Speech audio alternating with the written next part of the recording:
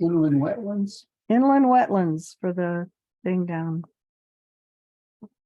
Gates.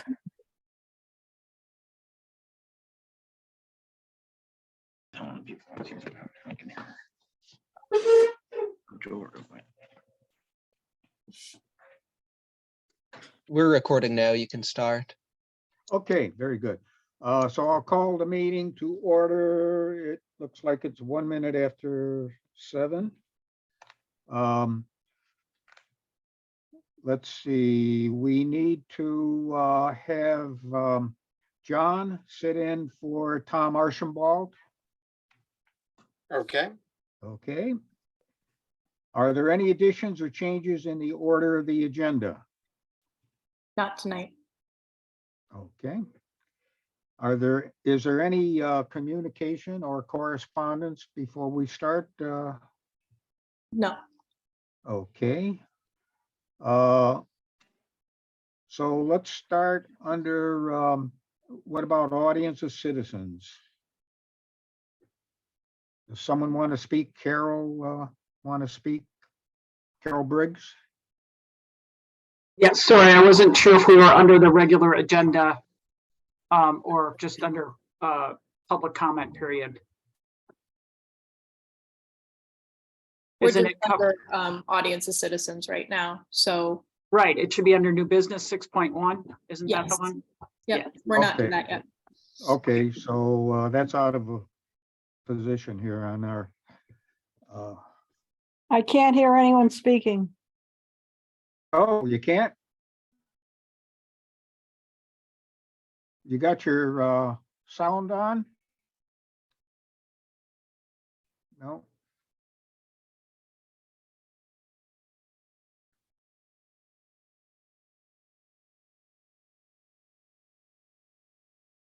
Carol, are you able to hear anybody? Carol Briggs can hear. I don't know if Carol Williamson can. Okay. I wasn't sure if that was her or not. I think it was. I think it looks like she's having some technical difficulties. Okay. All right, so let's get under item under new business, item 6.1, the appeal from Carol Briggs of administrative approval of IWWC 2223-13, the application of Big White House LLC for modification of a previously approved permit for wedding event facility at 79 Cars Mill Road. Why don't we get started with Carol to give her appeal?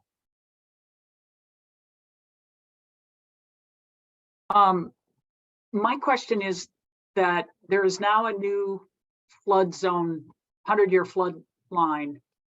And I question how that got determined. And I'm going to have to ask Isabel if you can help me, because unfortunately the electronic copies lose out on the being able to read the dimension or the elevations. But if I'm permitted, I'd like to just screen share so that I can show you what I'm asking about and inquiring of. Is that okay? Sure, go ahead. Okay. So this is page 3 of the IWW application.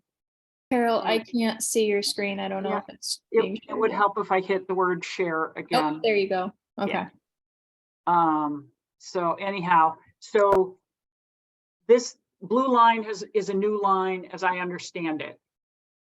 And what I was trying to what is this number over here that delineates what the flood elevation is? Can you tell, Isabel?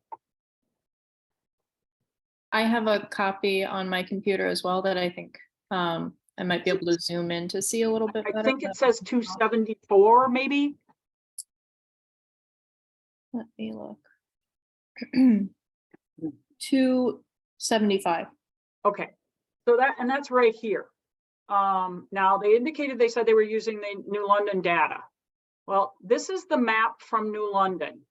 It's the 2011 FEMA New London County map for literally this peninsula, right where the 10-mile river curves around.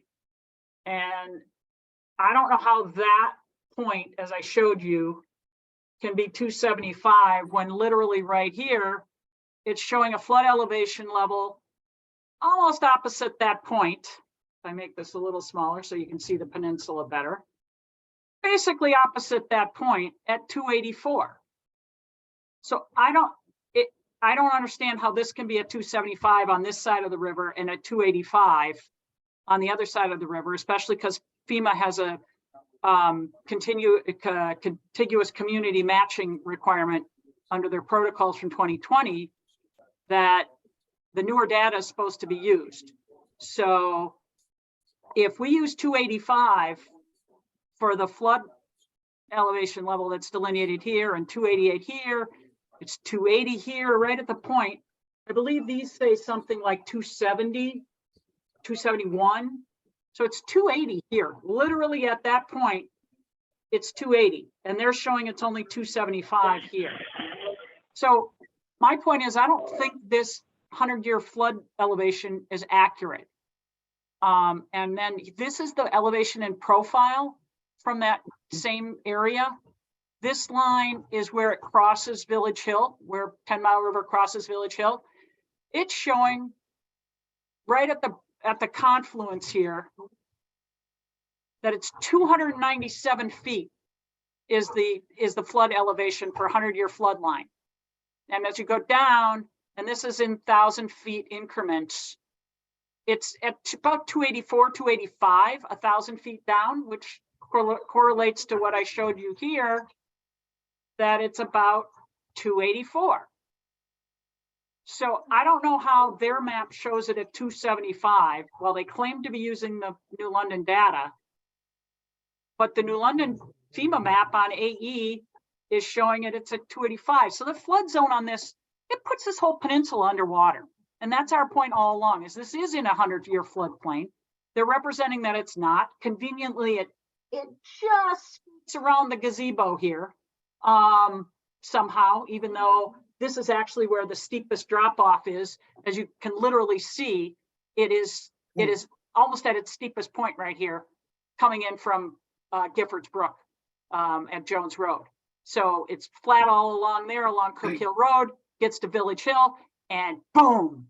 And so somehow they've magically created a 275-foot elevation level, but this FEMA says it's 285, right about there. And if that's the case, then this is all in a 100-year floodplain, and that should be something that inland wetlands is concerned about. And this is going to flood. And I don't think their map is accurate in its depictions. I mean, they didn't even have this before, so at least they did that. But I don't know where they got the numbers, because if you literally look at the map that FEMA's got, it's right here. And that's the zone. That blue line is the AE zone, and the contiguous matching requirements under FEMA require them to use the newer data. And they didn't, as far as I can tell. And maybe I'm misunderstanding it, but I don't think so.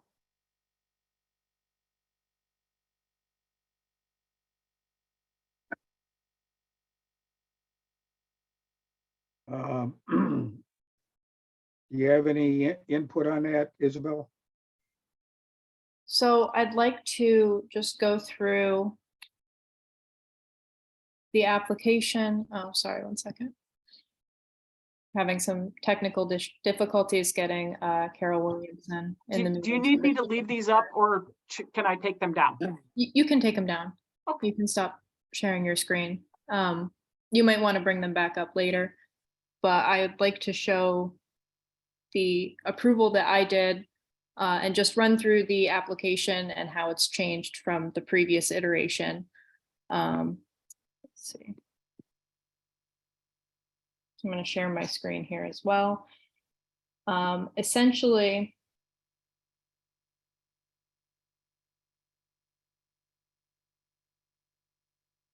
to start from the beginning, The soils at this location have been flagged by a soil scientist. That includes any wetland delineation, and it also includes floodplain soils, which are considered wetlands by the state, not specific to the 100-year flood zone limit. That's a separate standard, but what is considered by statute wetland in Connecticut includes floodplain soil specifically. So those soils have been flagged, wetland soils have been flagged, as they were with the previous application at this location. This is the general overview that Carol was just showing us.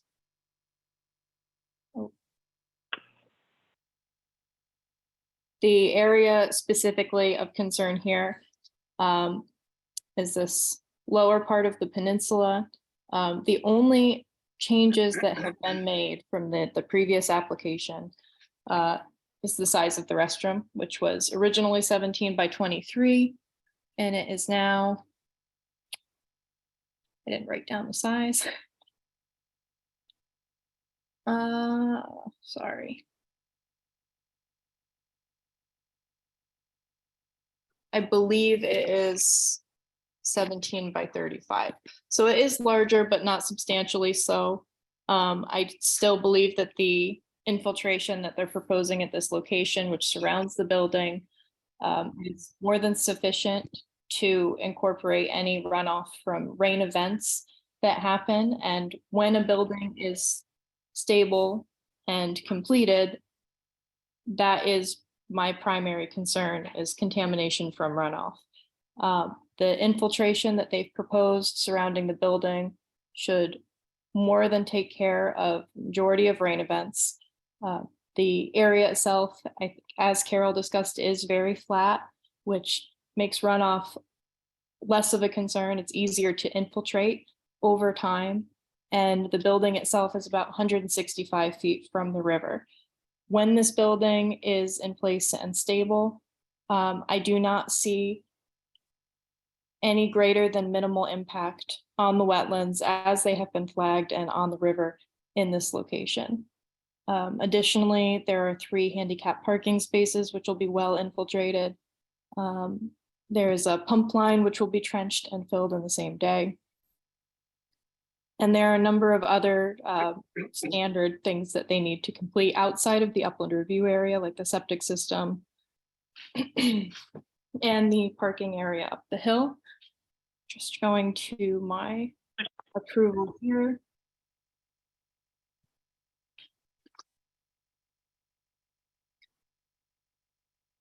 This is the approval that I did issue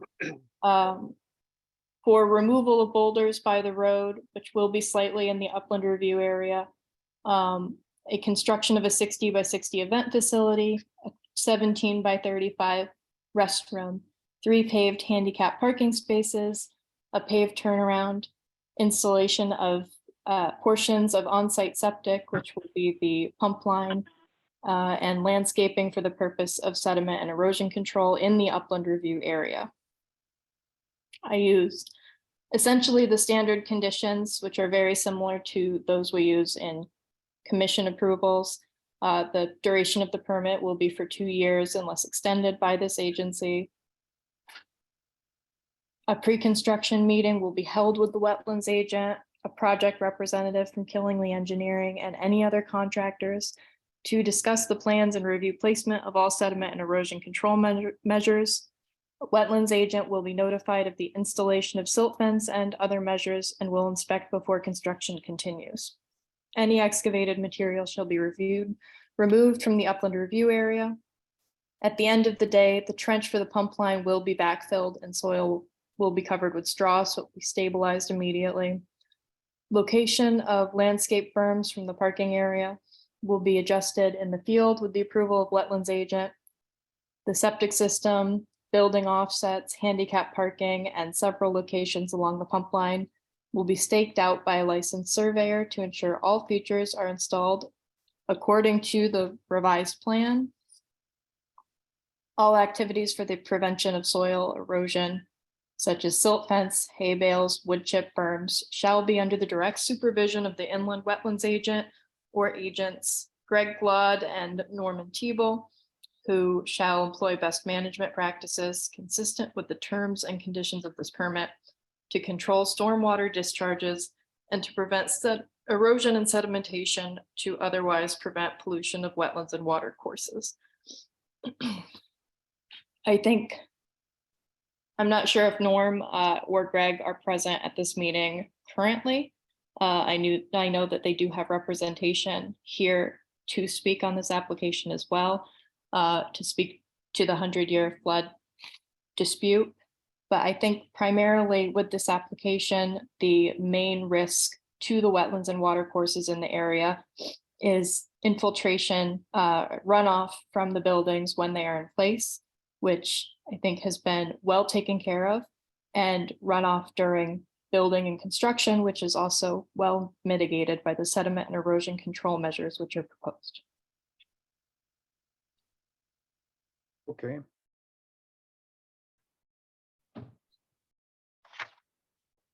So anybody on the commission have anything they want to say?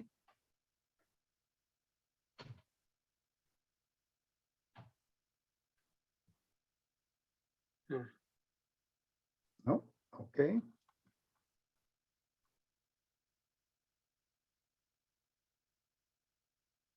So it seemed to me that everything is out of the floodplain. Mr. Chairman, if I could interrupt very briefly, the applicant or other members of the public may have something to say. You probably should ask before you start deliberations, is my suggestion. Okay. Does anybody else want to say anything? Yes, good evening, Mr. Chairman, members of the commission, Attorney Slater. My name is Mark Brulard. I'm a lawyer in Woodstock. I represent the applicant, the Big House Inc. LLC. And I would have, Mr. Glaude is present tonight, and I would have him briefly comment on the only issue that's been raised in the appeal by the applicant, which that concerning the flood zone. Mr. Glaude's happy to address those concerns that were raised. My only other comments are that I don't think there's a basis for this appeal, and I think that the commission has previously approved this application. This is less in scale than the previous one. Mr. Glaude can go highlight that. And we quite frankly, think that this appeal is without merit, and we think it should be denied. But I would defer now to Mr. Glaude for the specifics about the flood zone and what they did in terms of the map that was submitted. So thank you, Mr. Chairman. Appreciate your attention. Okay. Would anybody else like to say anything? Anybody from the audience? I believe Mr. Glaude was going to speak. If he was, I would love to be able to hear it and possibly respond if he is going to speak to it. I think Mr. Glaude is trying to speak and might be having an audio issue.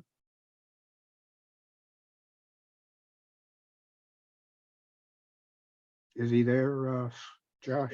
He's there and his lips are moving. So, Oh. and now he's flailing his arms around. I can't see him. Hmm. Okay, well, Maybe maybe he could try to phone into the meeting with the phone number in the agenda. I think that's his plan. Okay.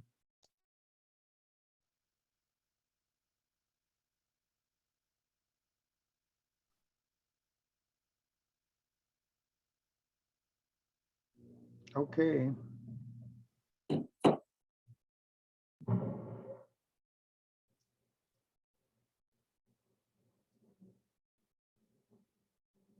So I guess we can't get him then. Anybody else want to talk?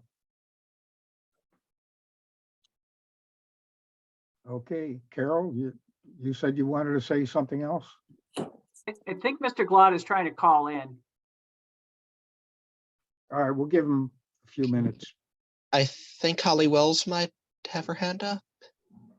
Yeah, I just had a real quick question. I don't know if it's relevant to the floodplain or not specifically, but I am wondering about the moving of the boulders and how that will impact the water flow and in the area. I can speak to that while Greg is trying to Okay, thank you. join. Let me just pull up that map again. So the boulders, let me see, that will be removed. These are the only boulders here at the south portion of the site by the road that will be within the upland review area. They're greater than 100 feet from the river. They're actually, I believe, close to 200 feet from the river, but they are just within that upland review area due to the slope below them. But when they are removed, if I can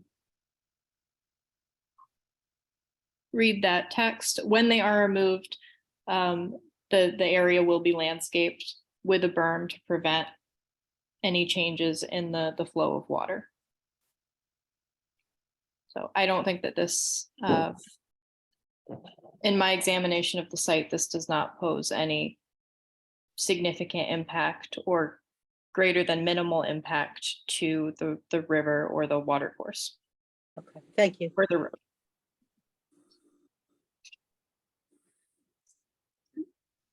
Thank you.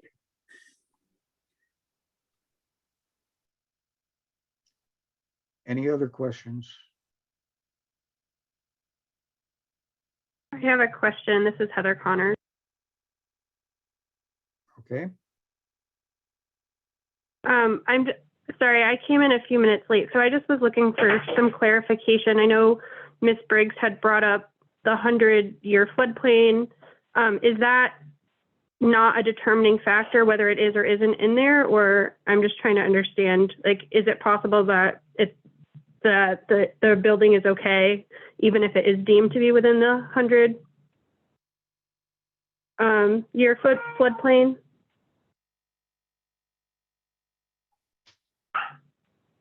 Or does it being in a 100-year floodplain automatically mean that a building can't be placed there? So from a wetlands perspective, a building can be placed within the 100-year floodplain. There are, within reason, generally for insurance purposes, for example, there are modifications to building code and things like that to ensure that the building will remain safe if it is flooded. Given the distance from the river at this location and given the general topography of this site, I don't believe that even if the building were in the 100-year floodplain, it would pose a risk to the watercourse or the wetlands in the area. okay. And Isabel, the septic system for like the restrooms, that would be out of the 100-year floodplain? Yes, the septic system will be pumped up the hill to be fully outside of the current upland review area as it exists, which would also be well out of the 100-year floodplain. Okay, thank you. So I think Greg Glaude has been able to phone in. So if he Okay. could, Let's hear from him. Okay, can everybody hear? Can everybody hear me now? I Yes. can. Okay, sorry about that, technical difficulties.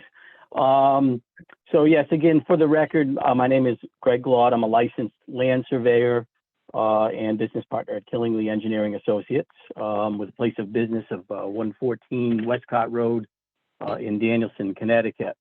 I'd like to answer a couple of the questions or concerns that were brought up tonight in regards to the application. First, I want to say that the changes that were done, Isabel brought them up to you, but on top of that, we have reduced the number of attendees that are going to be visiting the site.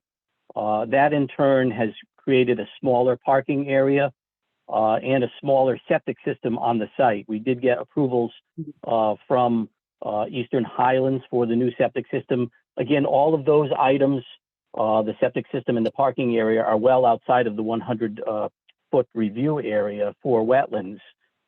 We did, however, when we worked on this project last year with both Isabel and John Valente, who was the wetlands agent at the time, we did leave all of the items that they had requested at the time. They had several things that they added to the plans or wanted added to the plans to address their concerns. Those things have remained.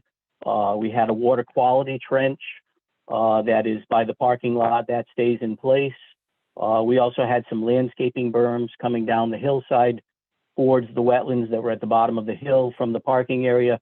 Those landscaping berms have remained in place. Isabel already mentioned the water quality or the water treatment for the roof leaders, bringing them into subsurface treatment around the building. And then the other thing is we were expanding the rain garden a little bit to handle some of the flows outside of that area.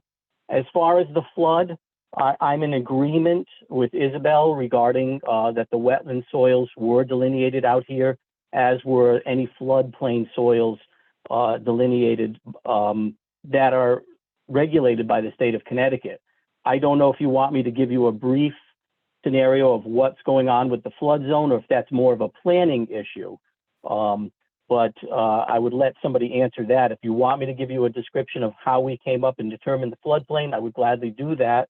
But that may be more of an issue handled for planning and zoning because we are in front of them right now and discussing those same things. But Mr. Chairman, perhaps you could let me know if you'd like me to give a little bit of a description of those flood soils. Yeah, why don't you do that? Just give us a quick, Okay. brief review if you can.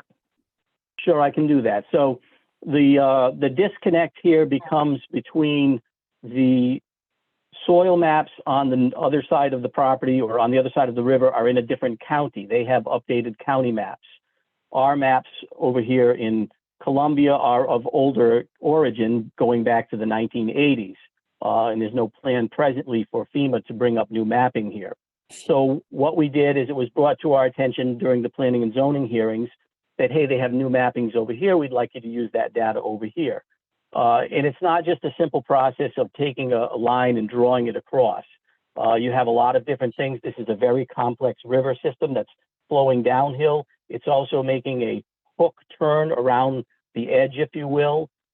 Flood soils at an elevation don't infinitely go out in that same elevation. At some point, that water dips off. So our company, Killingly Engineering, Norman Tebow, who's a professional engineer in the state of Connecticut, he took the data from FEMA, and by the data we're talking, he took the flood rates and the rain intensity falls. He placed them in a modeling system, a computer system that's used to analyze flood zones. He did all the analysis based on a 100-year storm event and what the increases would be. We also had to do more survey out there to get all of the topography so that we could define the channel of the river. And we analyzed it at 5 different points. We brought in all of that data that was provided by the flood study done in the other county for this river. And Mr. Tebow came up with 5 points. Those are those squiggly lines with elevations. At those 5 points, he's determined what the flood elevation would be if that area of the river were flooded with a 100-year storm event. And then we plotted those lines on there and came up with the 100-year flood. We also provided evidence from the previous owners of the property who lived on this property for more than 30 years, indicating that they had never seen floodwaters outside of the edge of the river, only a few feet onto the lawn areas. And that concurs, or that agrees with what data we came up with. Mr. Tebow did submit a report on the planning and zoning side of things, his calculations for this 100-year flood zone, and we did plot it on the map, and that map is certified and by the surveyor for the topography. That's how we came up with the flood zone. So that's the disconnect. We can't just take those lines, project them across infinitely away. It does take a little bit more than that. And again, there are quite a few hours that the engineer has put in on this. So I hope that sort of answers the questions for everybody regarding the flood zone. Very good. Thank you. Okay, so I think anybody else want to speak before we take a vote here? I see Carol Briggs is raising her hand. Mr. Glod's explanation is what it is. However, this project has, every time it comes to wetlands, it has morphed. First, there weren't any wetlands on this property. Then there's some wetlands, but the delineations are narrow. Then we get maps that actually show flood hazard zones. It's been, and it's always been the public that's had to bring this out.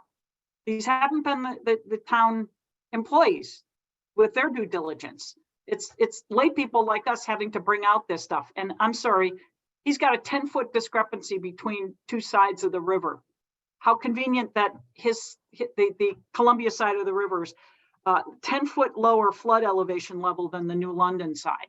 I'm just not, it strains credibility that would be the case.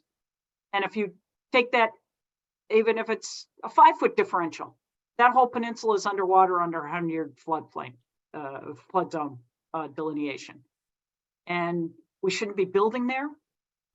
There's no reason for it. This is a residential area. And you're allowing an expanded footprint from the last application. So you've got more paving and more footprint and more flood zone. And it shouldn't be permitted.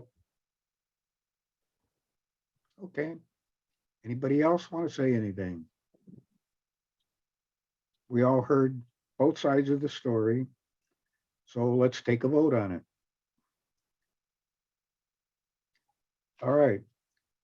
I need a motion to either approve the appeal of Carol Briggs or reject it. Everybody in favor of I approving? think last time we phrased it in terms of a motion to uphold or overturn the prior administrative approval. Yes, the regulation, this is Ken Slater for the record. The regulation says that what you should do after hearing the evidence is to either sustain, alter, or reject the decision of your agent. That's right. Okay, so all those in favor of approving the decision of our agent, raise your hands. Josh, can you give us a count? I think I see all four. Yep. There are Okay, only 4 commission members with us tonight, so the motion is, so that was a motion to sustain the administrative approval? to. And do we have a second on that motion? Yes. Oh, yes. good question. I'll second it. Oh, yeah, sorry. Okay, all in favor, raise your hand again. Okay. It's a unanimous vote, all 4. Who made the motion for the record? Do we have anybody? Okay, let's do it. I'll make the motion. Okay. I'll make the motion. All right, John made the motion. Okay, so. Now, who's seconding the motion? Yeah, and Ron's seconding the motion. Okay. All in favor, raise your hands. One more time. Okay. The motion is approved. It is now a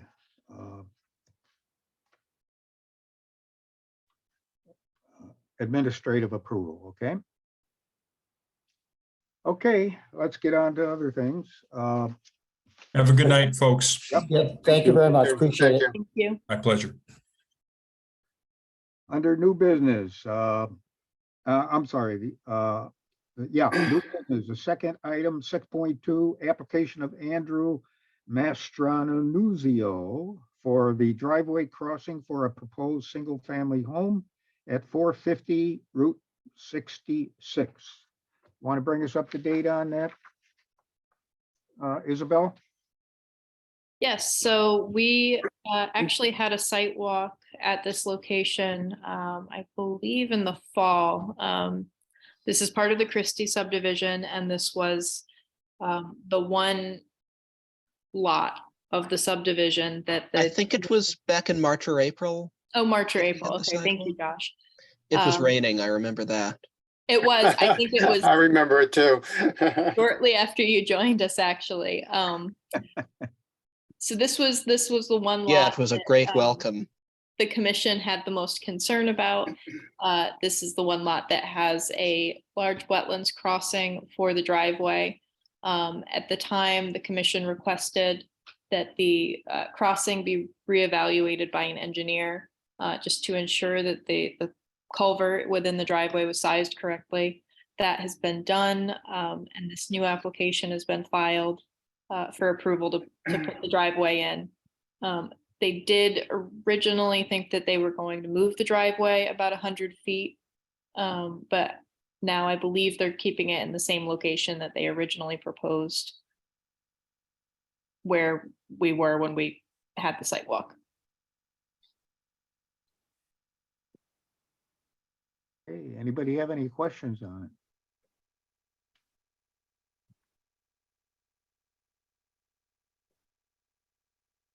No? Okay, if not. Now, do we need to accept this and approve it? So this is a new Yes. application, so it can't be approved yet, but tonight we will accept it. And if the commission feels that another site walk is necessary, then we can schedule that tonight as well. No, I think we've been there once, as far as I'm concerned. I think we all know, pretty much know what it is, it involves. So let's accept the application, and we can I'll vote make a on it mo- tonight if Yeah, you, I'll make a motion to accept it. okay. All in favor, raise your hand. Oh, second, we need a second. Okay. Oh, yeah, second. We have All Dave. right, Dave. Okay, all in favor, raise your hand. Okay, the application is accepted. And we could probably act on it at the next meeting. You don't have anything prepared where we can accept it tonight, do you, Isabel? No, it does have to sit in front of the commission for 14 days by Okay, statute to allow for people to request a public hearing if they wanted to. So at the next meeting, I think I'll have something prepared. thank you. Okay, any old business? I guess not. Anybody want to talk about that? No? Okay, how about the approval of the meeting minutes? I looked them over, they seem fine to me. Josh is doing a good job and Isabel are doing a fantastic job. Then I'll move that we. There may have actually been one, was there one part of the last minutes that I had left something in brackets with a question mark because I wasn't sure if it was the right term, and Isabel never let me know. I think it was breakwater or something. Did I miss a question in the minutes? I think you missed a question in the minutes, but if you can just, if you Oh, you're didn't right. correct it, that probably means that I was right, but maybe we can just Cross it confirm up. that. Yes. Yeah, So it'll be like Isabel confirmed that breakwater was in fact the correct term on item whichever. yes, I think that's Okay. reasonable. I will confirm that. I'm sorry I Okay. missed that. Okay, any other corrections? If not, do we have a motion to approve the minutes? I'll make a motion. Second? Jan? Okay, very David. good. Okay, thank you. All in favor, raise your hand. Aye. So moved. Okay. We no longer have an audience of citizens, do we? Anybody else want to say anything out there? Or- We have a couple citizens. I'm just watching.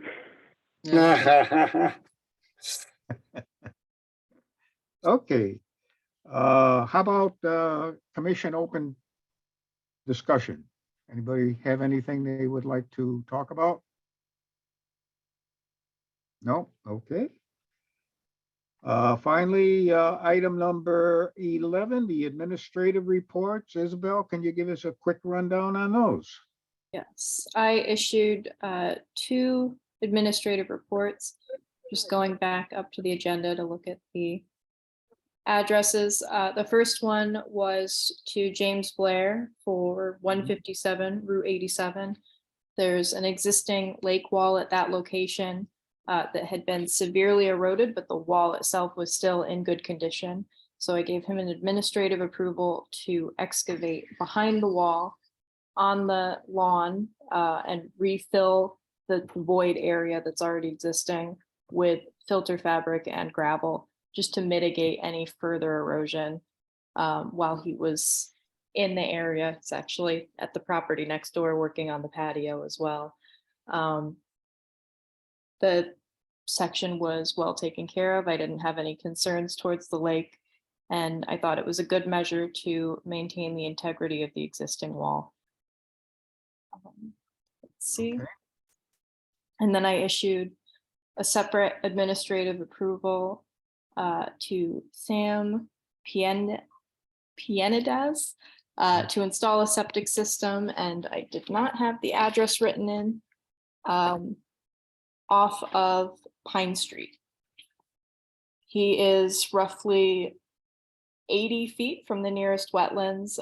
There's no other location that the septic system can appropriately go.